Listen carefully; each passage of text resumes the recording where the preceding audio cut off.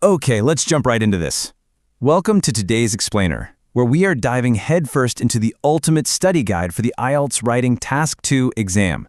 We're going to take all those overwhelming grading criteria and transform them into a crystal clear visual blueprint for you. So whether you're just aiming to safely hit that band 7 or you're pushing hard for that elusive band 9, we are stripping away all the noise. We're focusing strictly on what the examiners actually want to see from you. Here is our game plan for today. First, decode the essay types. Second, the 40-minute master plan. Third, building a Band 9 essay. Fourth, analyze Task 10, problem solution. And finally, top mistakes and vocab upgrades. All right, let's kick things off with Section 1, decode the essay types. Listen, knowing exactly what the examiner wants from the prompt, that's literally half the battle right there. If you answer the wrong question type, your score is going to drop immediately. I don't care how beautiful your English is. There's an absolute hard line between the two main categories of Task 2 questions.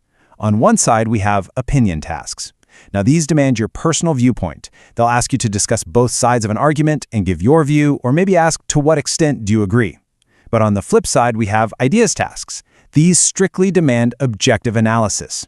Think identifying the causes of a problem and proposing solutions. So here's the absolutely crucial point. You will actually lose marks if you give a strong personal opinion in an ideas task. There's no way around it. You have to know which arena you're stepping into. Okay, let's do a rapid-fire practice drill right now. Check out the prompt on your screen. Discuss both sides and give your opinion. Is this an opinion or an ideas task? I'm going to give you 3 seconds. 3, 2, 1. If you said opinion task, you absolutely nailed it. Building this instant categorization reflex is exactly what you need to do before exam day. Moving right along to Section 2, the 40-minute master plan. Running out of time or just mismanaging those minutes is one of the biggest reasons capable students completely miss their Band 7 or 8 targets. We need a solid framework. So here is the exact time split used by high-scoring candidates. You've got 40 minutes total, right? Spend minutes 1 through 5 solely on planning. Seriously, do not start writing your essay yet. Then, minutes 5 to 10 are for a really concise introduction. After that, the bulk of your time, minutes 10 to 36, is totally dedicated to your 2 body paragraphs. Minutes 36 to 39, that's for your conclusion. And finally, whatever you do, do not skip that last minute. That final 60 seconds is your crucial checkpoint to catch careless grammar and spelling errors that the examiner will for sure penalize you for. So how do we actually train for this kind of pace? Well, try using the 10-minute deep dive daily revision schedule. It works like this. Pick a subtopic, maybe something like artificial intelligence. Give yourself just 60 seconds to list 5 causes or effects. Then spend 30 seconds adding 1 specific example to each.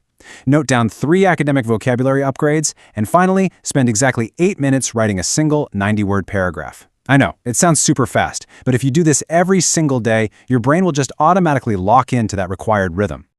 All right, Section 3, building a Band 9 essay. So what does that 90-word paragraph actually look like in practice? Let's break down the anatomy of a high-scoring Band 9 essay, really focusing on how those arguments are built step by step. Here's your ultimate body paragraph formula. First up, state your main idea clearly. Next, explain that idea. Then provide an example. And finally, link it all back to the question. Now, I really want you to pay close attention to step 3 here. The source material heavily emphasizes using a plausible example, not a verified fact.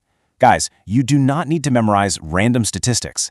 Just saying something like, research in workplace psychology suggests, or in many Scandinavian countries, trial programs have shown, is perfectly fine. The examiner is testing your English reasoning, not your encyclopedic knowledge of world data. Let's play a quick challenge mode comparison for your introduction's thesis statement. Look at this weak Band 5 thesis. I think technology is good and bad. Yeah, it's pretty vague, right? But check out how a Band 9 thesis upgrades this. It says, while technology presents communication barriers, its benefits to global connectivity are undeniable. It's night and day. See the difference? The Band 9 thesis is incredibly precise, it signals the exact arguments that are about to come up, and it uses a much more advanced structure.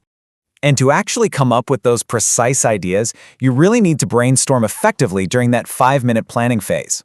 Notice this visual mind map from the source material.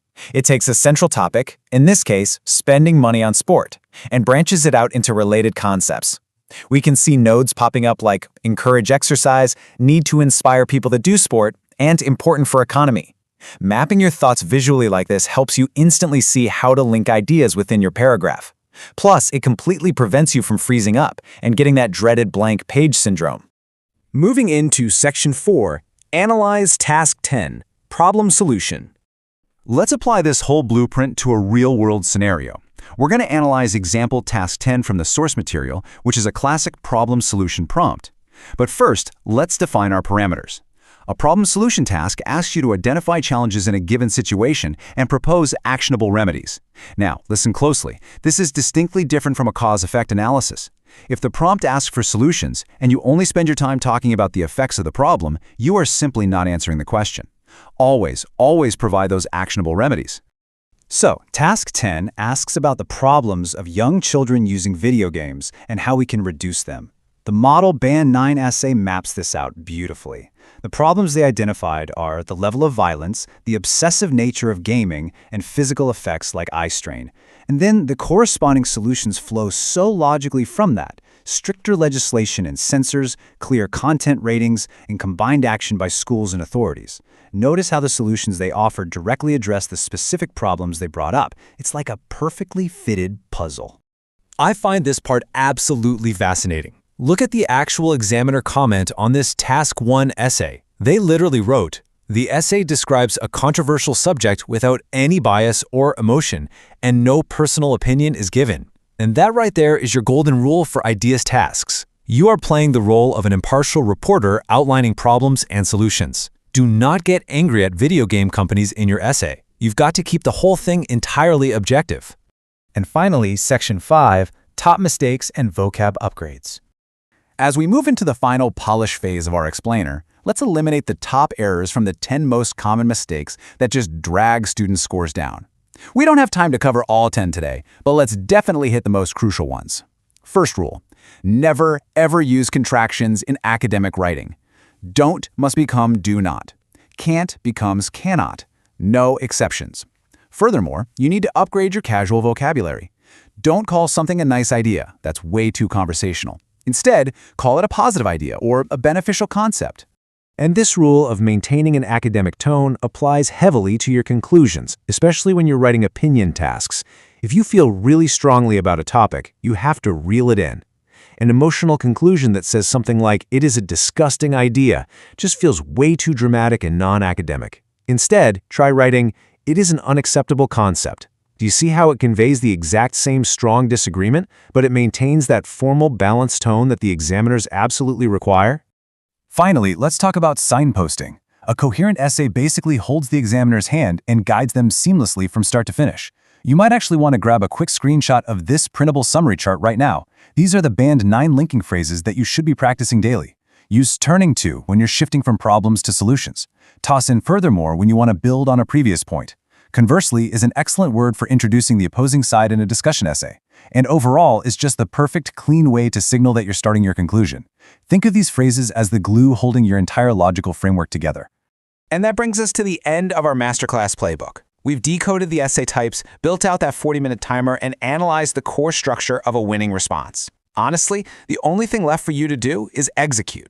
So the big takeaway here is that success on this exam isn't just about having good English. It's entirely about your strategy and your structure. So I have to ask, are you ready to beat that 40-minute timer and structure your own Band 9 essay today? Go grab a prompt, start your 5-minute planning phase, and put this blueprint to work.